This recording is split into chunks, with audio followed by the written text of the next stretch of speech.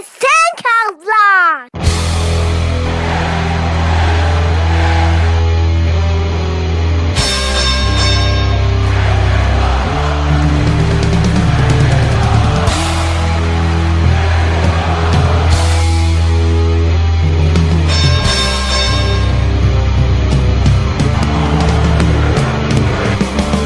Hello and welcome to another episode of the 10 Count Podcast. I'm your host, Jason Tiller. Wherever you are and however you're listening, thanks for making this podcast a part of your day. We are fan and listener supported, bringing this podcast to you every Saturday free of charge, at least until we run out of guests, which I hope won't be for a very long time. Be sure to check often at 10countblog.wordpress.com and see what we've got going on. Sometime this week, we'll be on the lookout for preview and predictions for Tri-State Wrestling's Tag Team Warfare event coming up on April 23rd. It's been kind of a quiet week in wrestling, although I have to admit this week's Raw may have been one of my favorites in recent memory. We got the grand debut of the Bullet Club, the unlikely pairing of Roman Reigns and Bray Wyatt, which shouldn't have worked, but much like the caramel and cheese in a tin of 3-flavored popcorn, it totally did. We also got to see a really great match between Sami Zayn and AJ Styles. All in all, things seem to be looking up for WWE post-WrestleMania. It seems like there's been some reorganizational efforts, especially in that tag team division. I'm interested to see what the next year brings. Moving on to more local matters, our guest today is a man of many faces. You know him as Tri-State Wrestling's favorite Stetsoned Enforcer Bareback Jack, real name John Ewer. But he's going to share a few more of those faces with us this week. Unfortunately, one of those is a Kyle Busch fan. Something about bad guys and Joe Gibbs Racing, I guess. As we all know, this podcast is about breaking down that fourth wall, and Jack drops some knowledge on us a little bit later in the podcast that definitely flies in the face of kayfabe, so just a warning, spoilers are ahead. Listen at your own risk. As always, we want to thank R.O.H for allowing us to use their song Snorkeling into Oblivion as our open theme, and be sure to check them out on this article on our website 10countblog.wordpress.com. Go and download their latest album. It's a free download. Check us out on social media, facebook.com/10countblog, on Twitter @10countblog. We're also on SoundCloud, which is where all of our podcasts are available for download. Thanks for being with us this week. Here's our interview with Bareback Jack. John, great to have you with us. Hey, thanks for having me. I do appreciate it. Well, standard boilerplate question that I always ask, and it's been the first question I've asked on every podcast so far. How did you get into wrestling? I can remember I was 10 years old. We had Saturday morning cartoons, and I watched WWF at the time, Superstars. It was what me and Gene Okerlund every morning. So, I mean, that's what I got brought up on, that and watching Channel 7 wrestling a long time ago. And that was, with old Lance Russell. I always liked that. So kind of who were your heroes growing up? I was a big fan of the Ultimate Warrior. I mean, when I was a kid, and like I say, all my buddies, everybody was Hulk Hogan. And I wanted to be different, so I was, the guy that rooted for the Ultimate Warrior in WrestleMania 6, and I wasn't a typical, Hulk Hogan guy. So that's just the Warrior. The Warrior was my main one. I like the Macho Man, Randy Savage. Just watching him in the ring, especially WrestleMania 3, with him and Ricky the Dragon Steamboat. That was probably the match of the century. I love that match. I could watch that over and over and over again. And with the WWE Network, it's really easy to do that. John, so you grew up watching all the classic guys. What drew you to it to the point where you actually wanted to become a wrestler? To be honest with you, it was always a dream of mine. I was a little kid, just watching those guys in the ring do what they do, and just be like, wow, that is awesome, and then years later, I was 28, almost pushing 30 years old, and boom, here I am, in Tri-State Wrestling, 10 years later, because we're coming up actually on our 10-year anniversary, and it's amazing, how, going from a little kid watching it to now all of a sudden, here I am, I'm doing it, and it's unreal. Oh, I believe that. And so kind of take me through the humble beginnings of TSW. You said you were one of the originals. Talk to me a little bit about the process of, getting it off the ground to where it is now. We actually had our very first show, which was old Oaken days. And like I say, it's been about 10 years ago.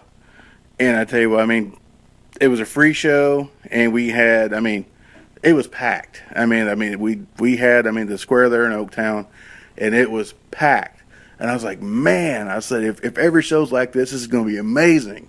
Well, and then we go to our actually very first show, which is in Monroe City, and there's like 15, 20 people there. So it's a lot different. And then, once we kept doing it, we got our name out there. It kept getting our name out there. And you look now, when we go to the Eagles, I mean, it's standing room. I mean, and the organizations that we help is absolutely phenomenal. Yeah, I agree. And so talk to me, the humble beginnings TSW, your first show was like 15 people. How did you guys grow the brand? I can remember, because like I said, whenever I actually won the TSW championship, I was the first one they ever had. And I won it in a battle royal in front of probably a jam-packed, Apache crowd at Blue Jeans Center of about 15. And it was just promotion. I mean, finally get the name out there, especially, like I say, 10 years ago, I mean, I wasn't on Facebook. I mean, social media was something it wasn't something, I don't think that was real huge back then. Maybe it was. I mean, I'm older, so I didn't use it. So now, I mean, you can really get the word out. A lot more people, are on social media now. So you have like Facebook, Twitter, and I guess at one time was it MySpace or yeah. So I'm showing my age. So I mean, now being able to do the whole promotion part of it, doing that, and plus going around hanging up flyers. I mean, it's not like it used to be, where you'd go to the National Guard Armory and you see a flyer hanging on a pole that says wrestling Saturday night. I mean, now it's all over social media. I mean, not just TSW, and there's a lot of other organizations that you see being promoted on Facebook. And so I mean, it's just being able to get the word out now, and that's in word of mouth. I mean, you get somebody that comes to a TSW show and says, hey, man, you ought to see what these guys TSW are doing. And then they go tell their friends, and they tell their friends, and then it's just an effect, like a ripple. Everybody starts talking about it, everybody starts coming, and it's amazing. So talk me through those first days. I mean, what was it like getting involved, and what was the story there of you actually taking your spot on the roster? I can remember working with Sweet Daddy B's son, Jason Baker. Me and him he worked at a correctional facility that I worked at, and that's one thing we always talked about. We talk about wrestling. It was 8 hours a day. I mean, we'd work together. I mean, we talked about wrestling, and then sitting there, trying to think, okay, what are we going to be called? What are we going to be called? And Jason was talking about some of the guys, people, that he portrayed, back when they used to do their little. It's a bad word, but backyard wrestling, and I kind of talked about some of mine that I was like, but man, none of them just fit a personality that I really wanted to use or anything. And so, I mean, the name Bareback Jack actually came from him. I don't know if anybody's ever heard of Chris Ledoux. He's a country music singer. One of his songs is called Bareback Jack, and that's exactly where that name came from. And then, like say, whenever TSW first originated and they decided that they wanted to put the belt on me, the very first one, we had, I believe a couple shows, we didn't have a title, we didn't have a belt, didn't have anything yet. And so it was a little bit before we finally got the belt, and I won it in a battle royal. So, I mean, it's just from the beginnings and to where it is now and how we've evolved, it's unreal. I mean, the things that, that Stephen Mitchell's done for, the things Barry Baker's done. I mean, everybody that's ever, strapped on a pair of boots and ever got into a TSW ring, and just the charities and the organizations and everything that we've helped. I mean, that's one of the main reasons why I keep doing it, because, I think about, the people that the company helps, 100% of the money, I don't care what anybody says, 100% of the money goes to these organizations. And I'm proud to be a part of it. And I imagine that's something that it's not normal in this business. I mean, a lot of these indie wrestlers, they're looking to make it to the bigger stage. A lot of them are looking to go, make it to NXT or to TNA, any of these big promotions that will get them on television. So a lot of local indie promotions, you find that a lot of them kind of falter a little bit after a little while, or they fold up because they just can't afford to pay these guys. But with you guys, with TSW, it's different because you're just out there performing for charity. Oh, no, not me. I make like millions of dollars a year doing this. No, I'm kidding. No, everybody, they donate their time. I mean, then that's the big thing. I mean, you don't have the people that come in, looking for the almighty dollar. I mean, we do it because we love the business. It's not something, I mean, I'm 41 years old. My chances of seeing a TNA ring, a Ring of Honor, WWE ring, I got pretty much zero chance. But, I mean, some of these young guys, there are some young guys that are in right now that are just phenomenal. I mean, and I think if they keep working at it, they're going to have a future and possibly could get up to any of those. But like I said, but as far as, everybody that's in there, they do it because they love the business. They love the sport, and getting their name out there. And plus, plus helping these organizations. Donating their time, donating everything. It's awesome. Just being a part of it, just being one small peg in the, I can't think of a word, but be one small piece of the puzzle that completes it. It's just phenomenal. So talk to me, let's bring it back a little bit to you. Talk to me a little bit about the Bareback Jack character and, what you initially envisioned for him and how he's evolved from, TSW champion to now kind of the sidekick to Sweet Daddy B. I am no sidekick. Remember that right now. You got that. I am no sidekick. But the Bareback Jack character, like I said, it was the first one that I ever portrayed in TSW, and I'd still play it to this day and love it. It's fun being Bareback Jack. Like I say, from the days of having all the kids come up to you, and now they want to flip me off. I don't know why. I'm a nice guy, but as far as the beginnings, of him goes, where I wanted to go with him. To be honest with you, I had no idea. Like whenever we were sitting around, thinking and like saying, Jason looked at me and said, "Hey, we're gonna do this." And he said, "The first champion's gonna be Bareback Jack." It's a humbling thing because here's this company that's going to put pretty much all their faith into you to be able to play this character, carry their title, be their very first representative of being their champion, and it was an honor for them to give that to me, and I say, and to this day, I'm still the greatest TSW champion ever. Have held the title the longest, longer than anybody in history has held it for a year. I've held that thing for over a year. Nobody's even came close. So did Bareback Jack, and I love that you're promoing during this. It makes me really happy because you do get to blur those lines between fiction and reality, and I love stuff like that. But originally was Bareback Jack supposed to be a heel, or did he just become a heel over time? Bareback Jack was always a face. He was always the good guy. He was the one that I'd be honest with you. It's kind of funny. Is because the very first time I decided, I was like, I want to try this heel thing. I want to try to see what it's like being the bad guy. Well, the very first night, whenever I turned on Dangerous Dave Lee when it was his tag team partner, and I came in and I just started beating the holy living crap out of him. Well, the crowd when I first came in to help him, everybody was like, "Oh yeah, it's Bareback." And then when I dropped him, it was, and then I became everything but, whatever.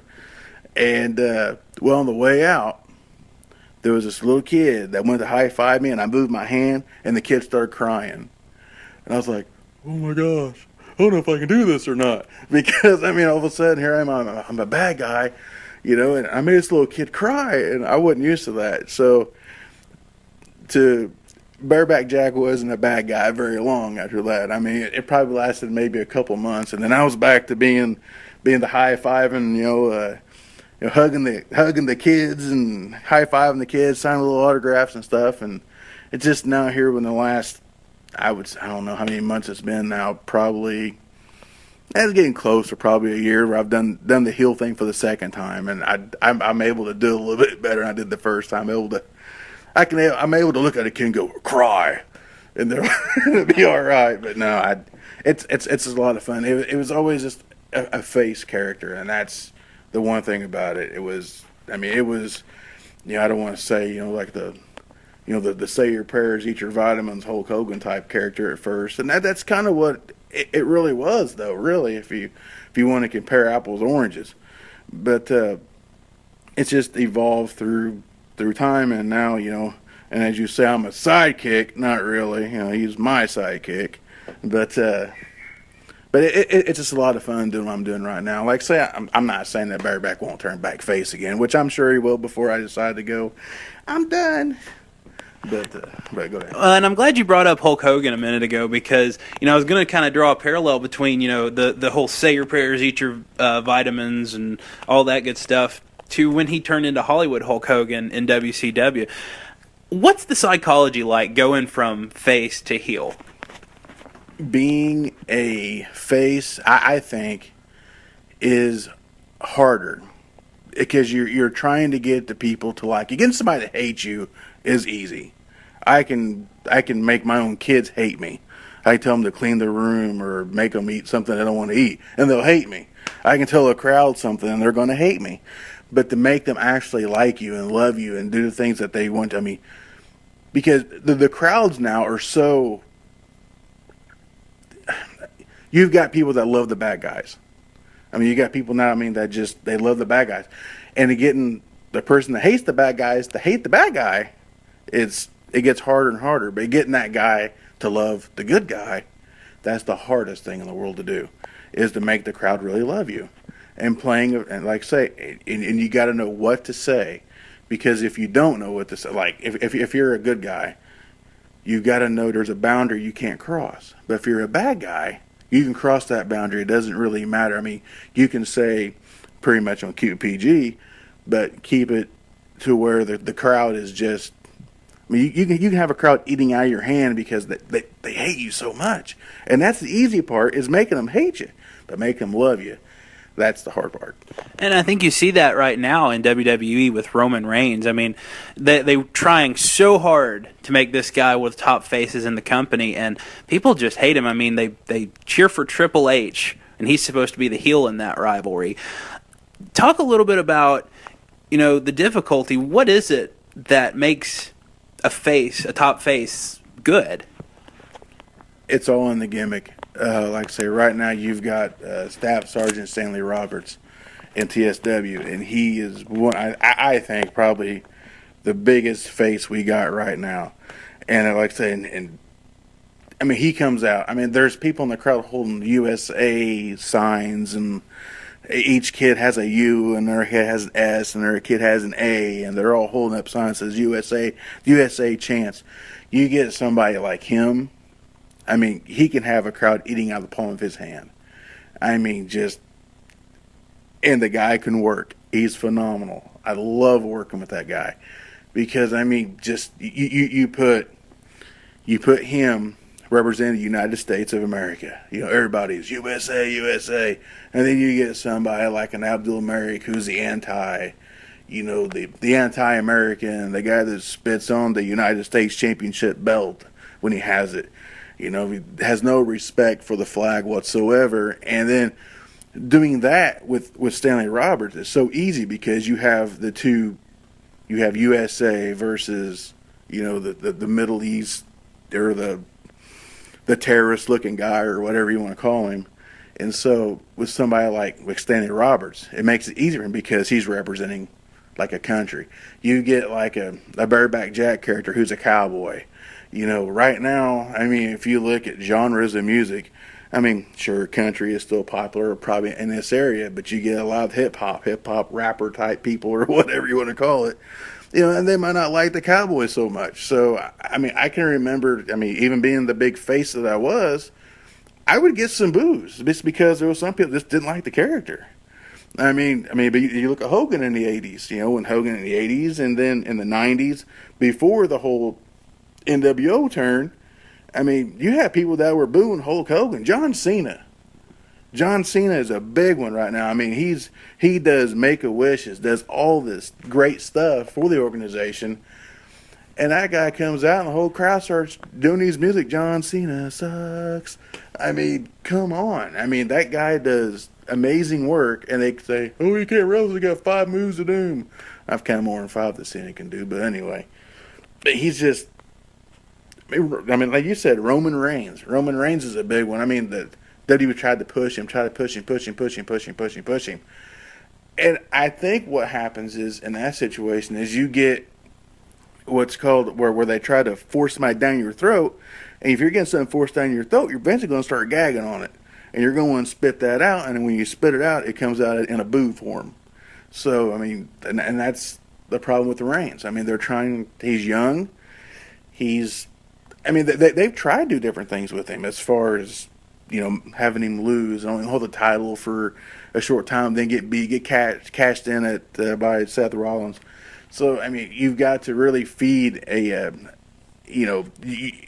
it's got to be a gradual grow with, I think, with a face. A heel can come in and be a bad guy off the bat, and you're going to know he's a bad guy because he's going to come out there, the crowd's going to, even if it's somebody the crowd has never heard of, because I've seen it at TSW, a crowd's never heard of the guy. His music hits, they're like, who's this guy? Who is it? And they come out, I've never seen him before. But if he can get that crowd all of a sudden just to say a couple words to him, tell him to shut up or whatever, he can get them to start booing him right off the bat. Then you get the face that comes in and everybody's like, yeah, woo, and then they hate this guy automatically. So it's, I mean, I'm probably jumping around question wise or whatever, but like I say, it is so much easier, I think, being the bad guy than it is being the good guy. And I would agree with that because, you know, you can always say something derogatory and get people on the defensive right like that. Do you think that one of the reasons people, you know, dislike performers like Cena and Roman Reigns is because we as a fan base have evolved to a point where we want more realism. You know, guys like Daniel Bryan, you know, the B-plus player is what they call him, but he was just this small vegan kid from the Pacific Northwest. But he got over really good because he was just an average guy. Do you think that's kind of what the wrestling fan in today's age wants? I do believe. I mean, I think there's got to be some realism into the character that you're trying to portray. It's like, I mean, I've never lived on a ranch. I've never owned horses or anything like that. But like I say, but as far as like, you know, the kind of, I guess, the lifestyle you would see a country, for a better term, country bumpkin or whatever you want to talk about. Like, I'm wearing cowboy boots now. That's my normal thing. I don't wear tennis shoes ever. I wear blue jeans. I wear the T-shirts. Back when I chewed tobacco, don't do it, kids. Have it in my back pocket. Because, I mean, I've quit that now for almost 9 months now. But it's, you know, you see, you know, the cowboy on TV, you know, he's got the skull ring, driving the pickup truck. I'm driving a Toyota Corolla. So, I mean, but I believe there has to be some aspect of your life that makes you have to believe in that character. You've got, like I say, Sergeant Stanley Roberts. I'll use him as an example. He plays, you know, a staff sergeant. He was actually in the Marines. I mean, it's just another, for a better sense, I guess, just another part of him because he actually did that. I mean, and you've got, I mean, there's other guys. I mean, like I say, Johnny Watts. Johnny Watts, you know, I mean, as far as religion goes, Johnny Watts, I mean, he really is. I mean, and he portrays that into his character. And like I can remember back when we first started in TSW, and he was basically a clown, and he still wears kind of the clown getup. I mean, that's what Johnny Watts is. And like I say, as far as the Bareback Jack character goes with me, I mean, it's nothing for me I wear the cowboy hats, I wear the boots, I wear all that stuff. And it's just another part of me. I think wrestling fans today, like you look at John Cena, I don't think people really want, you know, the Superman, superhero type looking people like they had in the 80s, like your Hulk Hogan's or, you know, even like Cena now. You know, they want the realism because, I mean, you get somebody, I mean, I'm not taking anything away that Kane's ever done. But they have, I believe, you had him going from the big red monster to now he gets beat on a regular basis. I mean, I'm surprised they haven't done that to the Undertaker, just because they're more cartoonish. It's not the realism that people see. I mean, you get the Daniel Bryan, the B plus player. I mean, he shows a guy battling, coming up, trying to come up, and that's real to people. It shows the little guy trying to make it in the big, strong, big world, and they're kicking him down, the authority, boom. Every time he gets up, boom, we're going to kick him down. So, and people I think they like the underdog. They like that realism that goes with a character. So, I mean, if you can bring, a little bit of realism, or even anything that's going on in the world or whatever, it just brings a more of an element to it, because it's just not the Superman jumping tall buildings in a single bound. I mean, you've got Fred, who works on a construction crew that's trying to work his way up. I mean, and people want the realism now. Absolutely, and I agree with that point of view. So, and that kind of brings me to my next question, which is, if people want the realism and then characters are meant to be, kind of your personality turned up to 11, how is it that somebody like yourself, who's a genuinely nice guy, can play the heel? How does that work? I mean, it's kind of interesting to me how that psychology works. I can honestly tell you, I mean, as far as playing heel, like I said, I've been a wrestling fan since I was a kid. Probably before I was 10 years old. I mean, I said 85 a long time ago, but I mean, I can remember watching it. But watching them guys, is seeing how they do things, and because it's like I said, I think I'm a nice guy. I mean, when I'm out there in front of everybody, and I'm playing this Bareback Jack character right now, I mean, no, I'm not a nice guy. I will cut the crowd down. I'll cut whoever's against us or whatever down or whatever, and I'll do that, and I learned a lot, from from other guys that have been especially like in TSW, the guys that have done the heel character, just watching them. Probably one of my favorite all time, I mean, and people are going to hate me for saying it probably, I'm sure, but one of my all-time favorite heels is The Miz. I don't know why, but I mean, I'm not saying The Miz's movie star gimmick or whatever, but I'm saying the Miz when he was the WWE champion. That guy can work a mic. He is phenomenal on a mic. I don't care what anybody says about the Miz's in-ring performance. I could care less. But you give that guy a microphone in his hand, it's gold. CM Punk, it's another one. You put a microphone in CM Punk's hand, it's gold. It's money.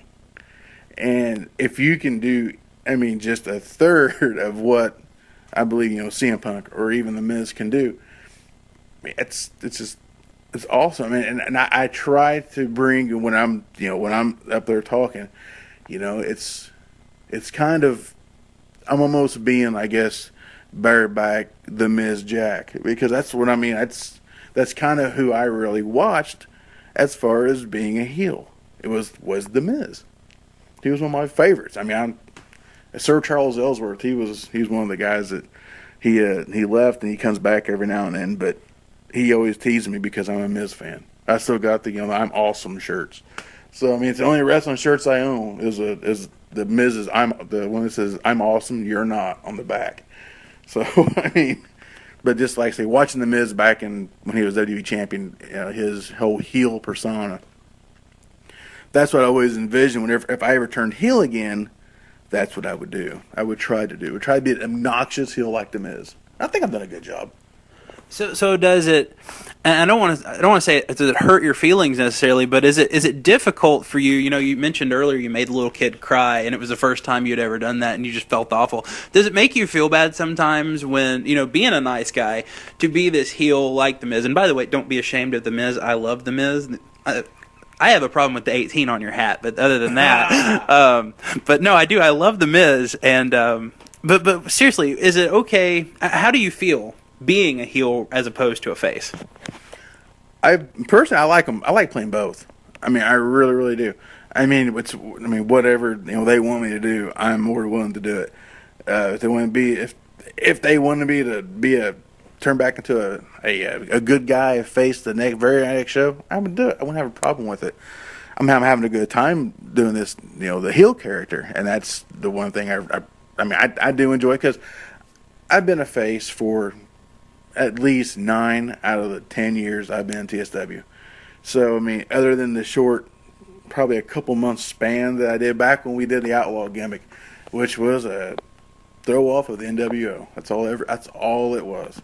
Heck, we came out to Hulk Hogan's Voodoo Child music by Jimi Hendrix. That was our entrance music when we did the Outlaw gimmick. And, it started out with about 3 or 4 of us, and then it got to 5, then got to 6, got this. We had about 10 to 11. We always had the whole company in the Outlaws. So, I mean, that's where, that branched out to. I mean, and that's, like I say, the one thing I always complained about with Hulk Hogan, and then I started doing it too, though, was whenever Hogan was the good guy. Hogan always did, he didn't care who was in the ring. He went there and started beating the crud out of whoever it was. But then as soon as he turned NWO, then he'd hide behind Kevin Nash or Scott Hall, and get down on his knees and beg him like Ric Flair. No, no, no, no. Well, and that was me. It's like now. I mean, I'd go into the ring right now. I would, as Bareback Jack, the good guy, go in there, go to war with whoever it was. And now, I'm getting punched out by the announcer. Like, so, I mean, it's fun. I'll do anything, and it doesn't matter. I mean, it's a blast playing the face. It's a blast playing the heel. I mean, if I'm in this company in 10 more years, I'm sure. I mean, I'll probably flip flop a couple more times, but like I said, I mean, it's just a blast. I mean, I love playing whatever character they want me to play.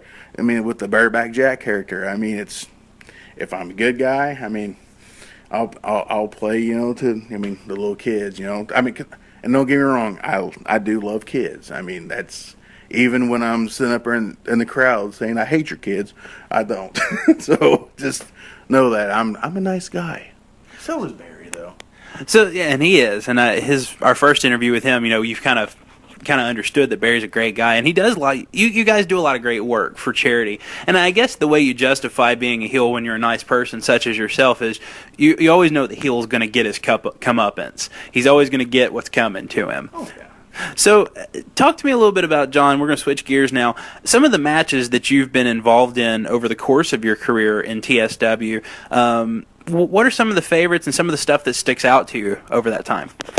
Probably one of my favorite ones, and it's one I won, but I lost, if that makes sense.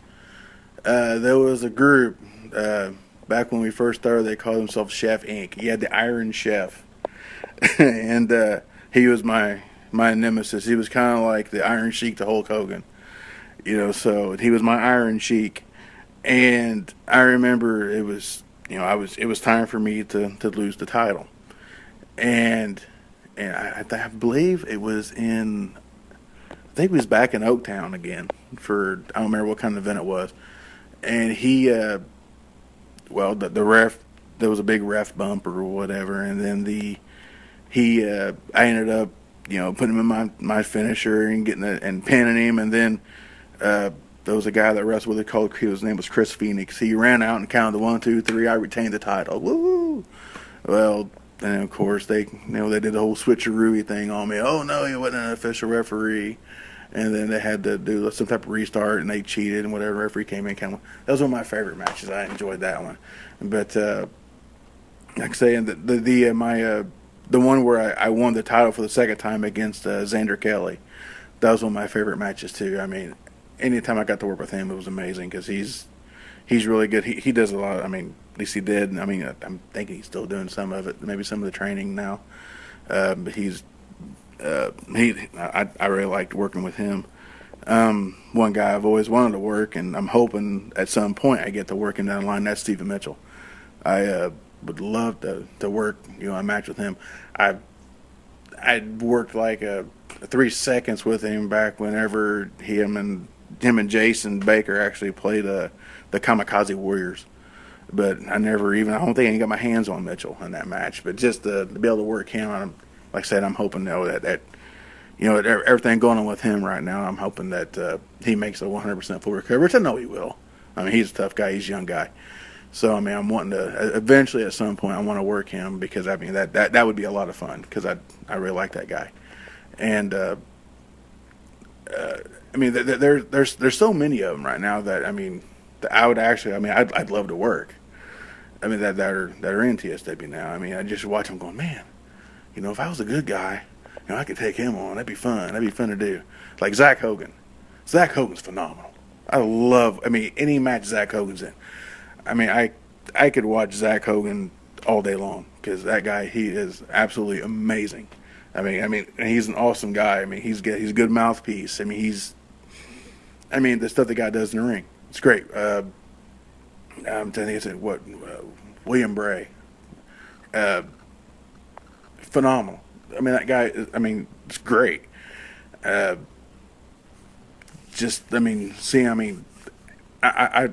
worked Bray, but it was under a different gimmick, and like I say, claustrophobia kind of took me over because of the mask. But it was, I mean, working him was fun, and I know he probably got upset at me because I pretty much had to end it early because I couldn't breathe. But that's not his fault. But to be able to work him again, that'd be fun. But I'm not really answering your question about some of my other fun ones. Against Iron Chef, against Xander Kelly, back in the old days, Hollywood Sins. That was Jason. That was Barry's son. Anytime I got to hit Barry, I mean, I used to do that like pretty much every show. It was like a tradition of me and his that he goes, "Hey, you want to hit me tonight?" I'm like, "Sure, I'll hit you." So we do that. I've worked, Cousin Willie, Willie Reno, whatever you want to call him back then. I mean, working him was fun.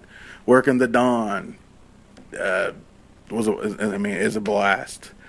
I could go on and on because there's so many. I'm sure I'm forgetting some of them because it put me on the spot. But probably my favorite moment though is probably when I won the TSW title for the very, very first time. Because it was in a battle royal, but like I say, when I told you earlier, when a company gives that to you, that's going to be something. That they trust you to carry that, and like I said, I carried it for over a year, and that was just an honor. So you mentioned earlier, the working with Will Bray under the mask, and so I guess we're just going to kind of break down the fourth wall here. Talk a little bit about that particular character. If you don't want to know the identity of Abdullah Merrick, shut it off now. Okay, but yes, I play Abdul.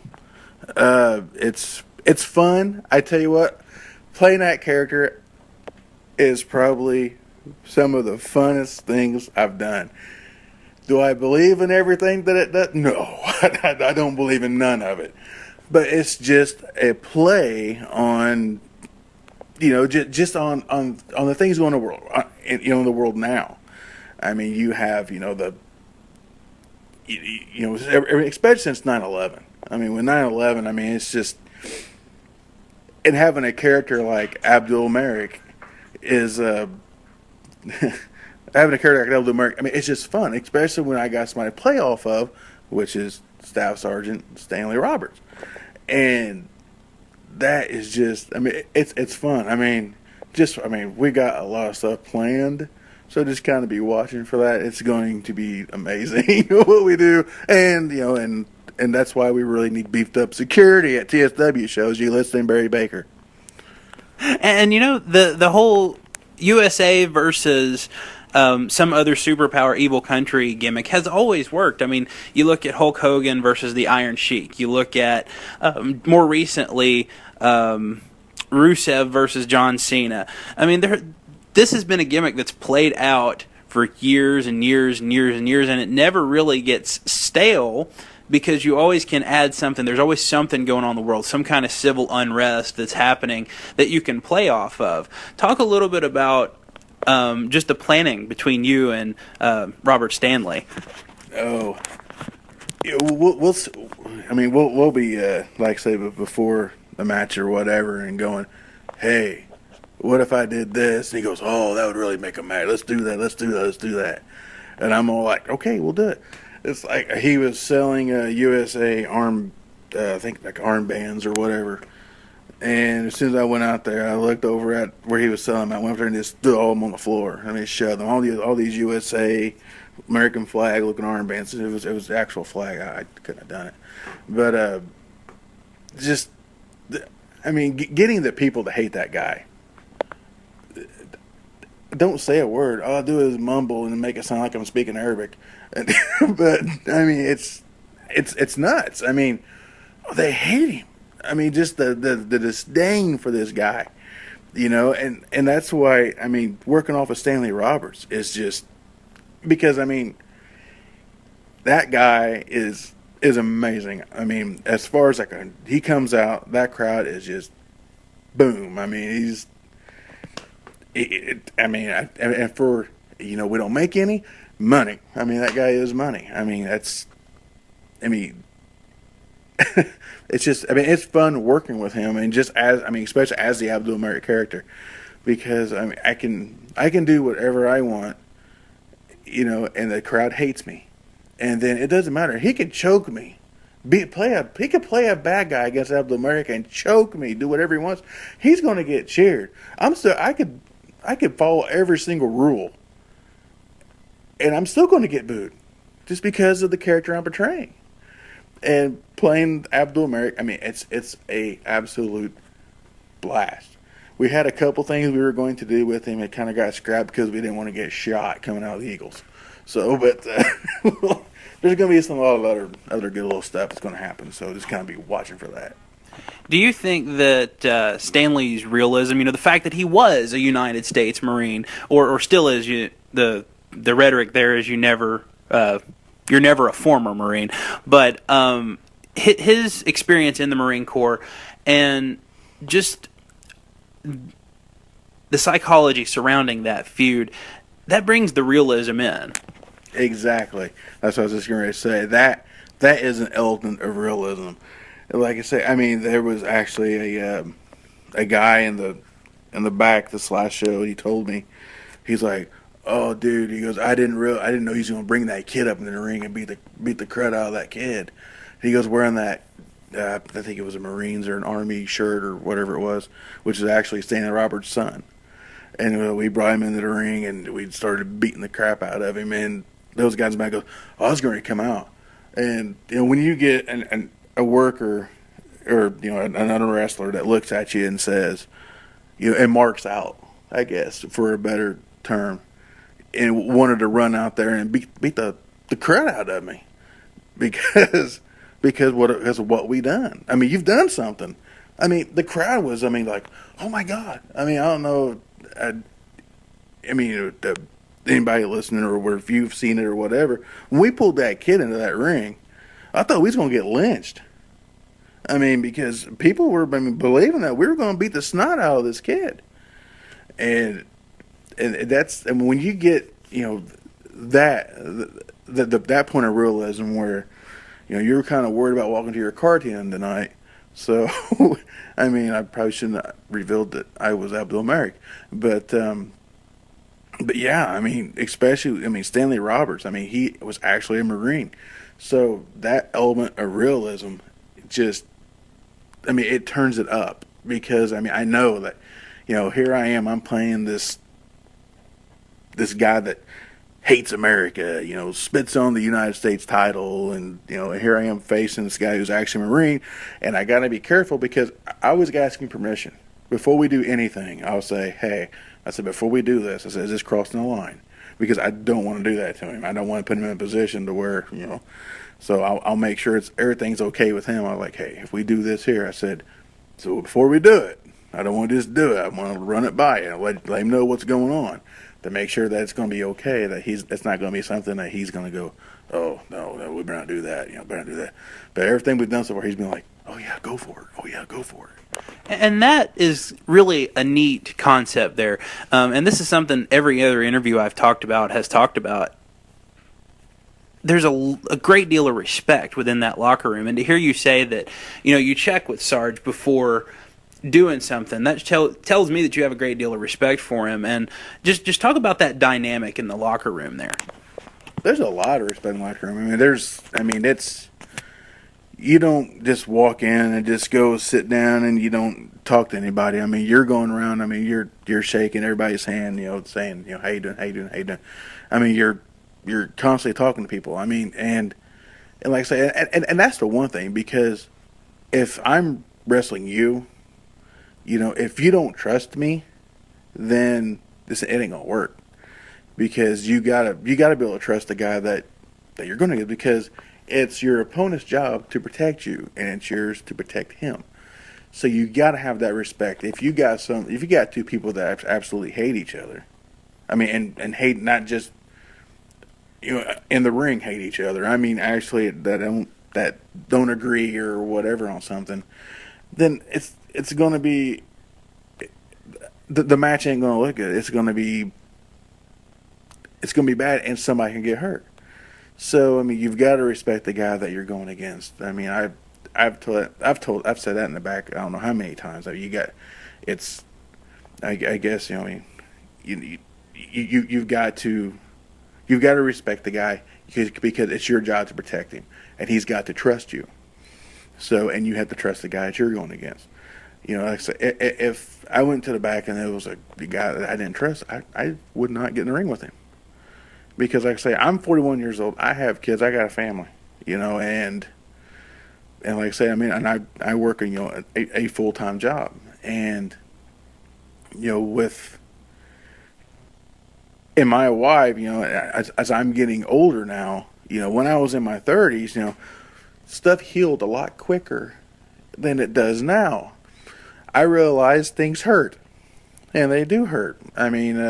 So if you don't have that guy that knows what he's doing, and you're worried that something is going to happen, or that he's going to hurt you because he doesn't know what he's doing, you've got. But in TSW we don't have that problem, because that's all there is in the back, is everybody respects everybody.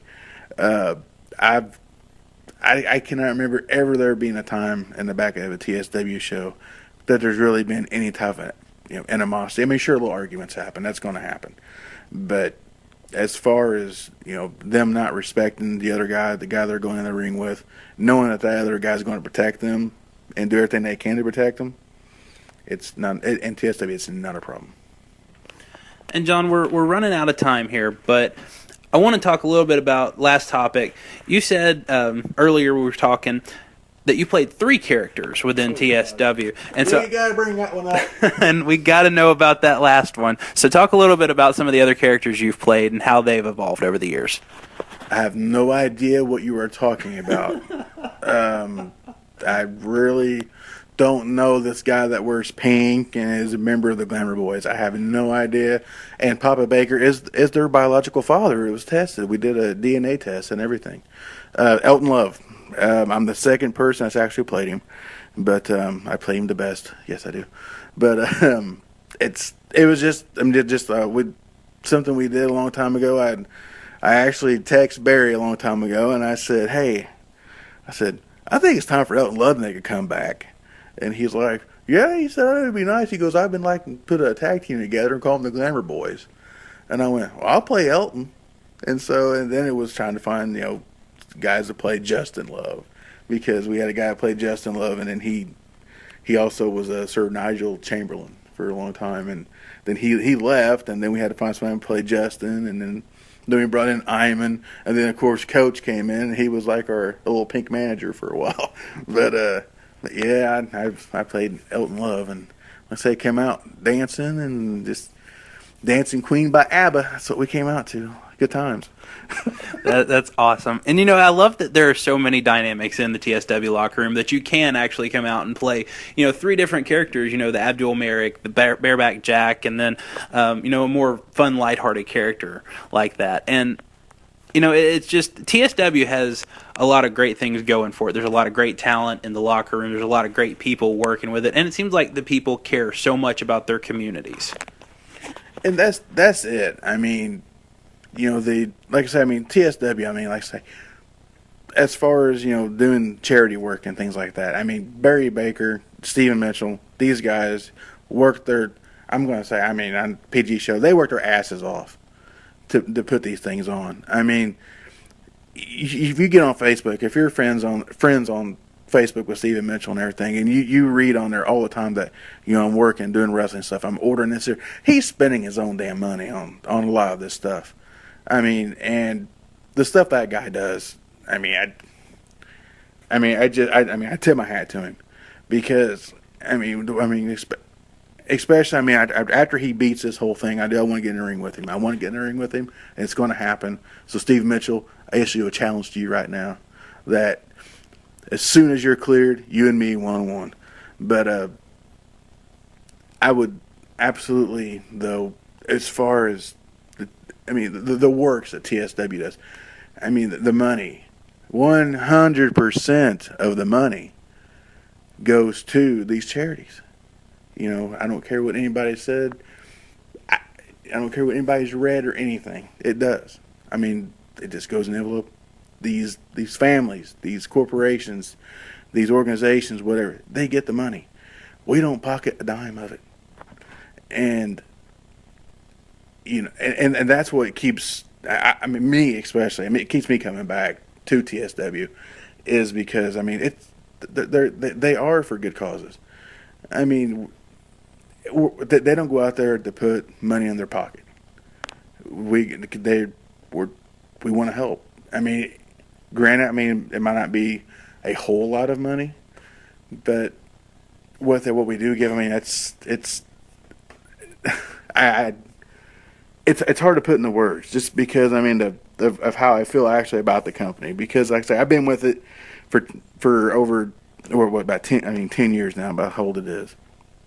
And like I said, when we first started, it was, when Jason was really doing it, he was trying to pay off a ring and everything. But now, it's just, when Barry took over and he really started doing the charity shows, that's when it shows. I think it was Channel 10 that honored him with a plaque, for Channel 10 News for charitable works and everything. And he takes no credit for it. And that's the thing. He says if it wasn't for us guys, he said that he wouldn't be able to do it. But the thing is, that man does works out the wazoo, and I'm proud, 100% proud. That's why I wouldn't work for an organization, because I am proud to work for Barry Baker. I'm proud, that, that Stephen Mitchell, that's there, putting in the time, putting in the work, setting up matches, conversing with Barry.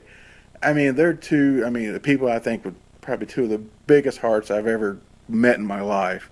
It's just phenomenal. I use the word phenomenal a lot, but I love those guys. All right, and John, we are out of time. One last thing before you go. Promote your match for Tag Team Warfare coming up on April 23rd.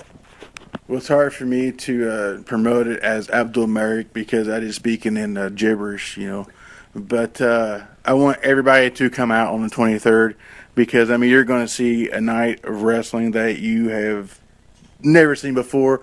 And then we got Night of Champions is coming up. There's a lot of great things at TSW. So, if you haven't liked TSW on Facebook, like it. Like the 10 Count blog. Come on, people. It's phenomenal. I love it. Hope to see everybody there. It's going to be great. Tag Team Warfare, April 23rd. Abdullah Merrick, Yusuf Bey Merrick, taking on those dirty, rotten USA boys, Sergeant Stanley Roberts and his son, and it's going to be great. Hope to see everybody there. All right, John, thanks for being on with us. Hey, thanks for having me. Appreciate it. Been a lot of fun. Thanks once again to Bareback Jack / John Ewer for being on the podcast this week.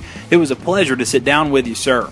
A few upcoming events we should mention. Tonight, April the 16th, Coliseum Championship Wrestling hosts Thunderstruck and the return of referee John R. Gray. He's been off working the indie circuit with some pretty big names. Doors open at 6:30. Bell time is at 7:30. That's all Central Time, folks.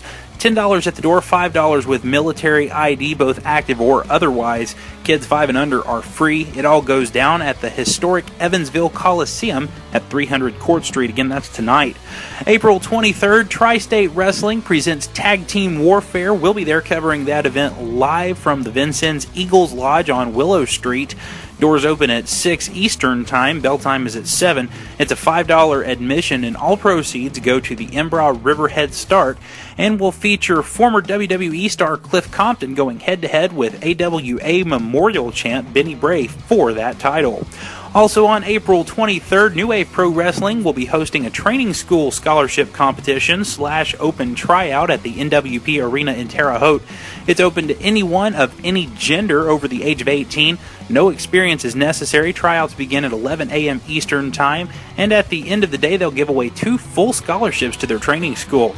All they ask is that you be in good health and that you wear appropriate clothing. April 30th, New Wave Wrestling will host a FNX Network taping event.